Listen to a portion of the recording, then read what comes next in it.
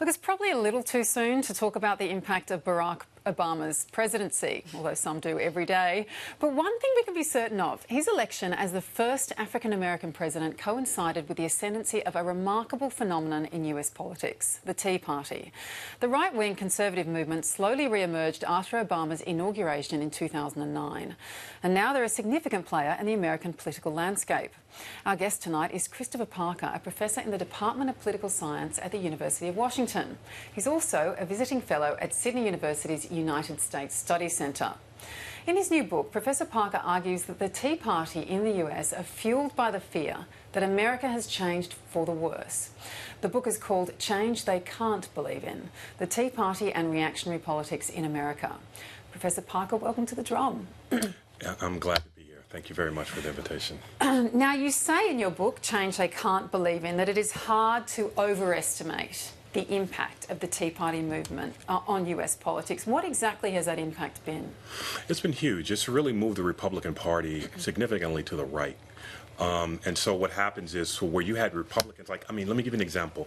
So recently, Bob Dole, who was a former Senate Majority Leader, back in the 1990s, he said neither he nor President Reagan would be welcome in today's Republican Party. That's how far the Republican Party shifted to the right, courtesy of the Tea Party. So it's had a huge impact. You have about 50 members of Congress that are in the Republican Party that are in some way, shape, or form affiliated with the Tea Party. And which particular policy areas are you talking about? There's reproductive rights and abortion, obviously, as well as talk about immigration. Yes. Immigration, reproductive rights. We can talk about climate change. We can talk about, just any major policy area.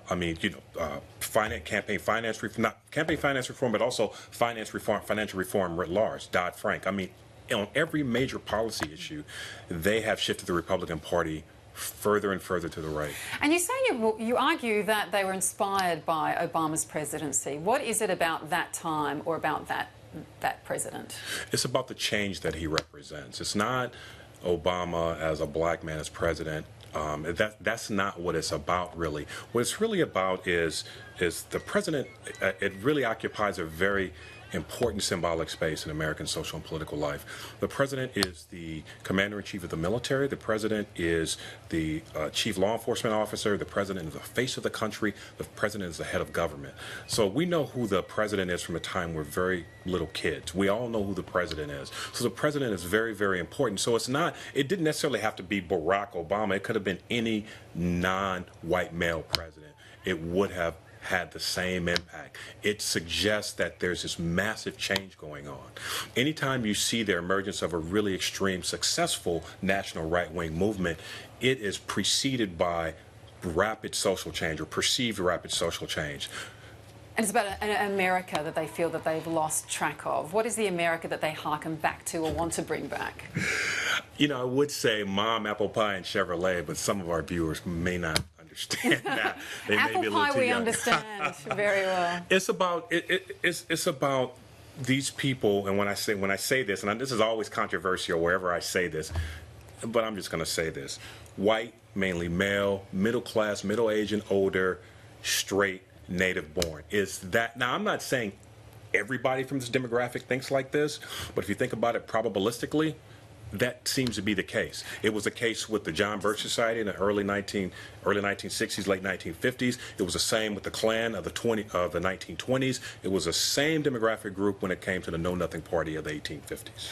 Okay, now I do want to ask you a question. I want to bring Helen in because I know that she's said before she supports the Tea Party. So before we bring her in, I want to ask you, how representative do you believe the Tea Party is of the average American? Because you talk about 450,000 members, but say that they actually represent 45 million supporters. Is that right? That's exactly the case. So they're actually, that number, since the book came out, has increased to 600,000 quote-unquote card-carrying members that are part of one of the major 6 national Tea Party factions.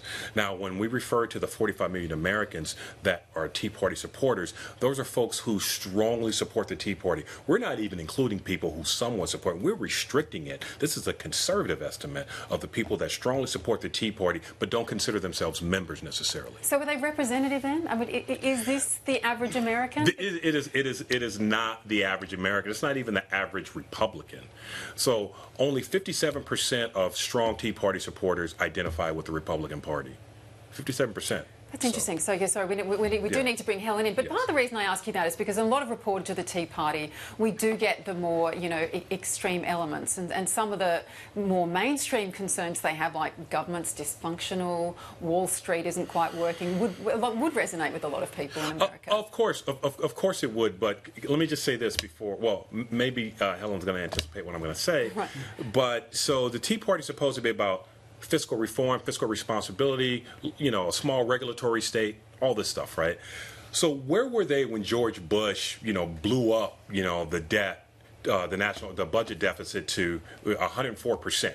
Where were they when TARP went through? Where were they, which was a massive giveaway. So if they're really about, and furthermore, this is the most salient point here, where were they when Bush entered office with a $700 billion surplus and he exited with a $1.3 trillion deficit? That's a $2 trillion swing.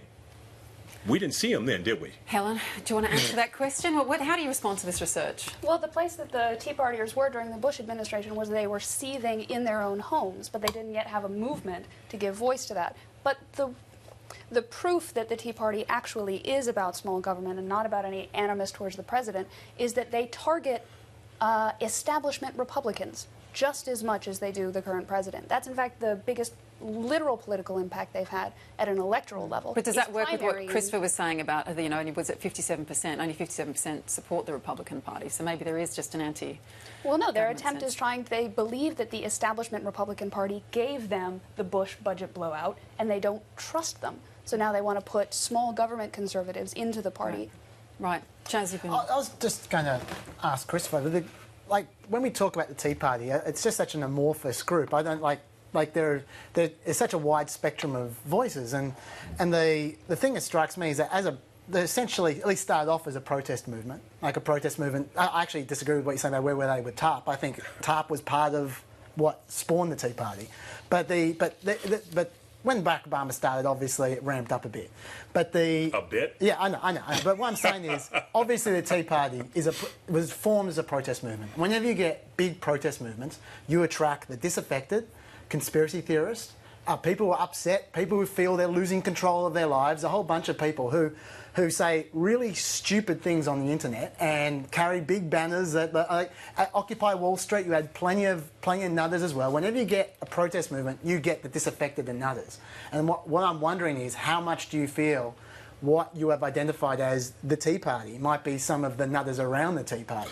Well, here's the thing. So if we had a small sample with which we were working, then I could roll with you on that. Yeah. But we have a sample of 1,500 interviews that we completed. Of those 1,500, about 20% are strong Tea Party supporters. So you're talking about, and so plus this stuff is supplemented with what's called a content analysis we did comparing Tea Party websites, 42 Tea Party websites in 15 states, to the National Review Online, which I think we would all agree is a conservative standard bearer. I mean, yeah, you got some other publications. That's where Helen was working, by the way. The National Review? Yeah, so let's write off all the other conservative magazines. Just stick with NRO. So we can agree on something then. So anyway, we bring a wealth of empirical data to this, in addition to the theory that we have. And, people are always trying to argue against this, but they can't argue with the data and the theory. I mean, we can sit up here and discuss things around the margins right now. And, yes, there are some of the things you guys say I think is correct, with which I would agree. But what I'm saying is essentially this is about what Obama represents. So it's not him. It's about what he represents. And much to many people's chagrin, the Tea Party is not really mobilizing against race. It's not about race per se. It's about change. If you look at the Klan of the 1920s, not the Klan of the 19th century, not the Klan of the mid-20th century, the Klan of the 1920s was a national political movement. They got the they helped get the Johnson-Reed Act passed in 1924. They also ran the state legislatures in Oregon and in Indiana. Furthermore, they had at least 2 United States senators that were elected with their assistance. 5 million people were part of the Klan of the 1920s. 5 million people. So I'm just saying these things aren't coincidences, right? These things are recurring patterns throughout American history. I can't speak to any other country's history, but I can speak to American history. These things continue to recur and recur over and over again. Go ahead. Oh, no. One more question about history. Yeah, 20 seconds. Oh, okay. How much do you think the Tea Party are dragging to the right, or how much are they responding to politics dragging to the right? Well, some would say Obama is to the right of Nixon. Like, the whole politics has moved to the right. Oh, I wouldn't deny that. And that's another sort of misnomer that the Tea Party identifies. They say that, oh, he's a socialist. First of all, I don't think most of them even know what a socialist is, to be honest with you. But beyond that, they say he's a socialist, he's too progressive and all this. But if you look at Obama's record, his policies are actually right down the middle, right in the center. We are going to have to leave it that right down the middle. President, Professor Christopher Parker, such a fascinating book. Thanks so much for joining us tonight. Thank you for the invitation. All for us. Thanks to our panel, Chaz Licciardello, Helen Rittelmeyer and Quentin Dempster.